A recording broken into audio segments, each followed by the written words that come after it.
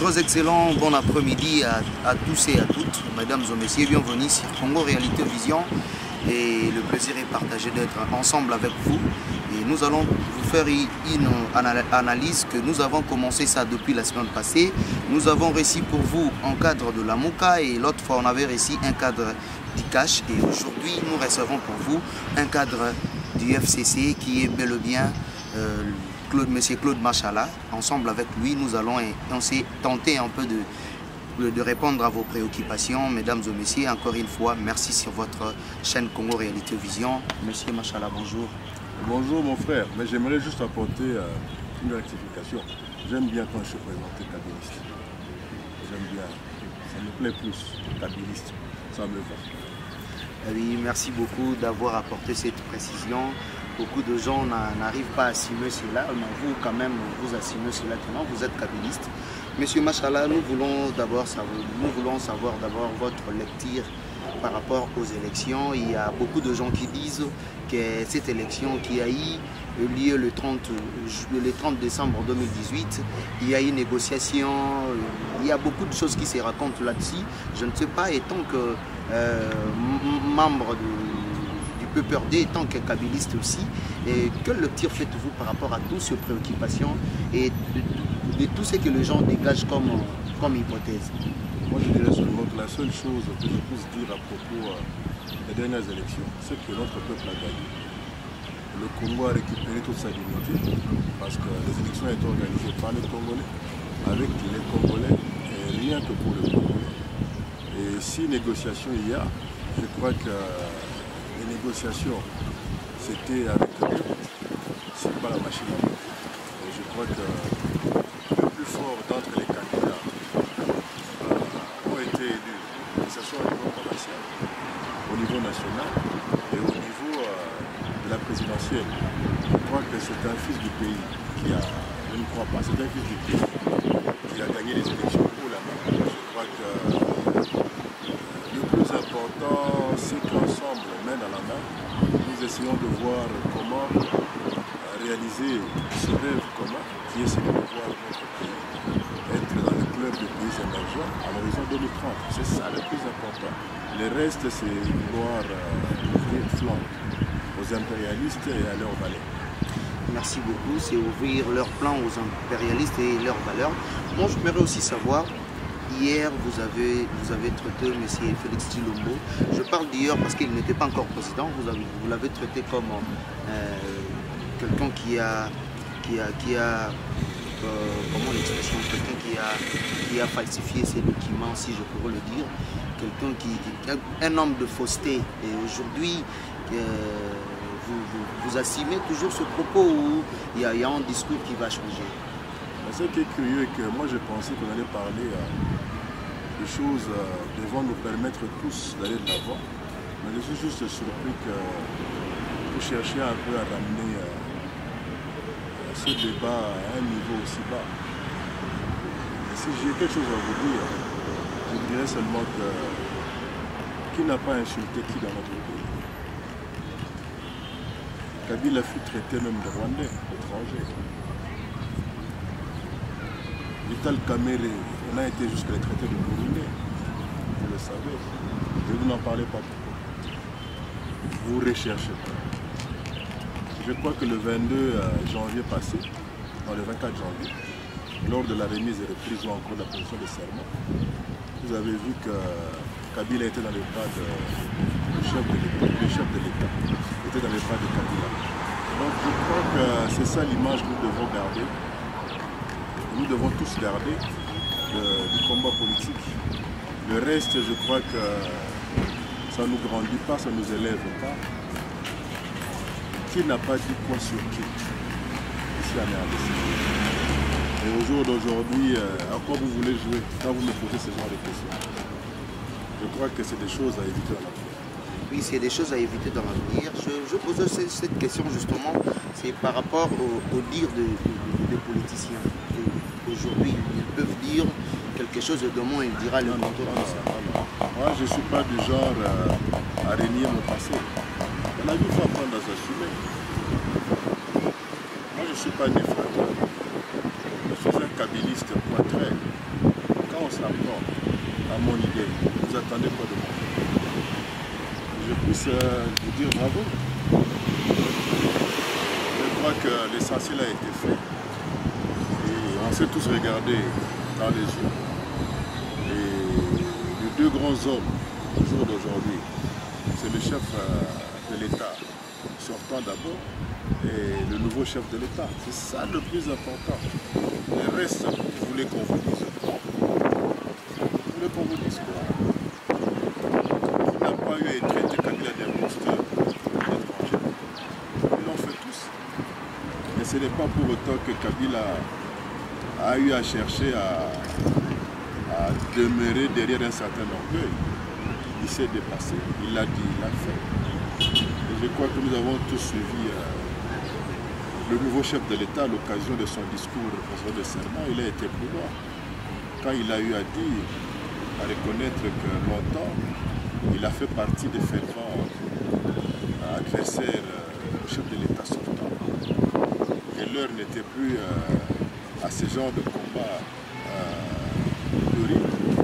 Et l'heure était venue pour qu'ensemble, nous puissions profiter de l'expérience de chacune des parties pour que la victoire de Noma, c'est-à-dire celle de l'émergence, soit les fruits d'un travail d'équipe. C'est ça le plus important. Le reste, c'est les petites histoires de la rue, les gens qui pensent comme un certain Mouzit là, que le Congo ne serait que, comment dirais-je, le bien d'un certain petit club de jouisseurs, si pas de malfrats, et que les autres n'avaient pas droit au chapitre. Donc, le plus important aujourd'hui, c'est de voir là où M. Félix Tshilombo va nous amener. Et je crois qu'il a fait preuve de beaucoup d'humilité. Il a compris qu'il fallait vraiment commencer par marcher sur les traces de son prédécesseur pour qu'effectivement nous redressions nos forces, pour qu'effectivement ensemble nous reconstruisions un pays plus beau qu'avant. Merci beaucoup, M. Claude Machala. Si je fais allusion au discours de prestation de serment de chef de l'État, il parlait de la réconciliation nationale. Moi, j'aimerais savoir quelle chance vous le donnez en tant que président de la République qui cherche à réconcilier le pays. Il a besoin de tout le monde. Quelle chance vous le donnez? Mais je crois qu'il a toutes les chances. Il a toutes les chances, sauf qu'il devra savoir que l'enfer existe, Satan existe. Il faudra qu'il puisse avoir l'attitude d'un pasteur qui est appelé à passer l'éclair de son temps, à réconcilier les âmes, à ramener les brebis perdues dans la bonne garderie. C'est tout ce que je peux lui conseiller, c'est doté de beaucoup de sagesse. Il a cette expertise autour de lui, d'expérience autour. Et pour qu'effectivement, à son tour aussi, il puisse inscrire son nom dans les grandes pages de l'histoire du Congo. Comment voyez-vous sa politique, même si c'est encore au début, c'est très tôt de le dire, mais comment voyez-vous déjà sa politique? Et au début déjà, il a commencé déjà à interpeller certains cadres qui ne marchent pas comme de la façon dont il voit sa politique. Comment vous jugez sa politique? Je crois que c'est trop tôt. Ne me poussez pas à devenir flatteur. J'en suis pas un. Je crois que donnons-nous la chance. Peut-être qu'au bout d'une année, on pourra cerner comme il se doit sa façon de gérer le pays. Là, c'est trop tôt. Avec sa vision de l'unité nationale, pensez-vous? Il faudrait qu'on puisse donner la chance à d'autres camarades, à d'autres Congolais, même s'il s'agit d'une coalition, qui pourrait aussi faire montre une certaine intelligence et une certaine expérience, pour qu'à leur tour aussi, puissent participer à cette lutte lancée depuis les plans d'indépendance, de voir un Congo surtout libre sur le plan économique. Merci beaucoup. Et tant que kabyliste, si vous êtes demandé aujourd'hui de dresser un bilan par rapport à votre régime, est-ce que votre bilan raconte le désir de la population? Ah oui, puisque nous sommes ce régime-là qui a eu amené le peuple à la première élection démocratique.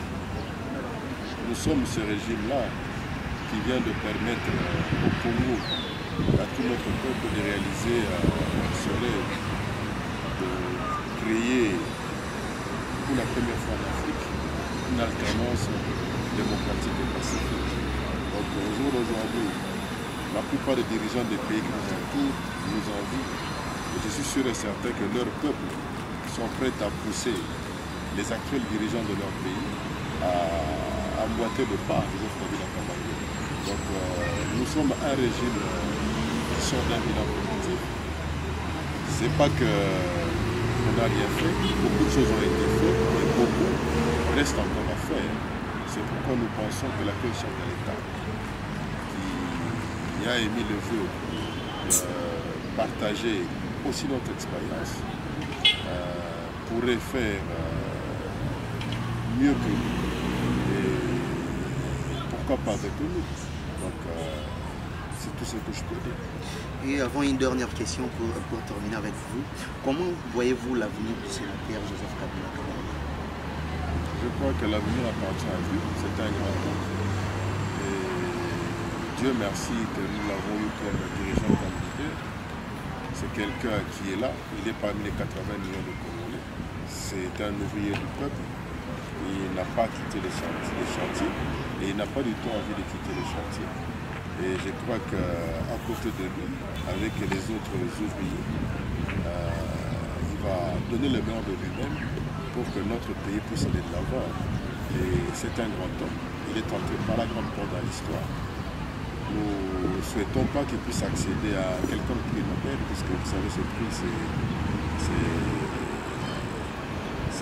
une œuvre des impérialistes. Nous pensons que s'il y a un prix qu'il pourrait avoir, je crois que c'est le prix qui pourrait lui être décerné par le Congo profond. Celui de la paix, celui de la paix retrouvée, celui de la paix projetée, celui de la paix réalisée. Donc à Joseph Kabila, je ne lui souhaite pas un bon repos. Il est encore jeune. Tout ce que je lui souhaiterais, c'est de ne pas baisser les bras et de continuer à être sur le chantier. Est-ce qu'on peut le retrouver encore aux élections de 2023 comme candidat? Je ne connais pas ses ambitions. Laissons l'avenir à Dieu. Je crois que c'est mieux. Le reste n'est que spéculation. Merci beaucoup, M. Claude Machala. Je ne sais pas si vous avez un dernier mot par rapport à tous les gens qui nous ont suivis à cette question. Mon dernier mot est que mon souhait serait que de voir par exemple M. Mouzitou être invalidé comme député national. Après cette dernière déclaration sur TV5, où il a carrément menacé la paix et le mieux-être du peuple congolais. Pour moi, M. Mouzitou est à considérer pire qu'Ebola. M. Mouzitou, c'est quelqu'un qui mérite d'être en prison pour atteindre la sécurité internationale. C'est ça mon dernier mot. Merci beaucoup. Je tiens aussi à dire merci à tout le monde qui nous ont suivis. Je sais que beaucoup parmi vous, vous avez trouvé vos réponses par rapport à vos préoccupations. Et quant à moi, je vous dis merci. Continuez toujours à s'abonner sur Congo Réalité Vision. Vous aurez à avoir des actualités comme il se doit. Et tout ce qui est comme actualité politique, vous serez vraiment, sera vraiment à votre disposition. On se retrouve à la prochaine numéro. Ciao. Congo Réalité Vision, chaîne na biso elobaka makambo ya vérité. To s'abonner biso nyonso awa avec le maréchal Amos Semi Kito. Chers amis téléspectateurs, je vous demande simplement d'aller plus vite, de vous abonner massivement dans Congo Réalité Vision. Citeleng ya kitoko pour s'abonner belé. Congo Réalité Vision. Congo Réalité Vision. Avec le maréchal Amos Semi Kito. Congo Réalité Vision, chaîne na biso elobaka makambo ya vérité. To s'abonner biso nyonso awa na Congo Réalité Vision. Congo, réalité, vision, chaîne na biso, et le bakama kambo vérité. Avec le maréchal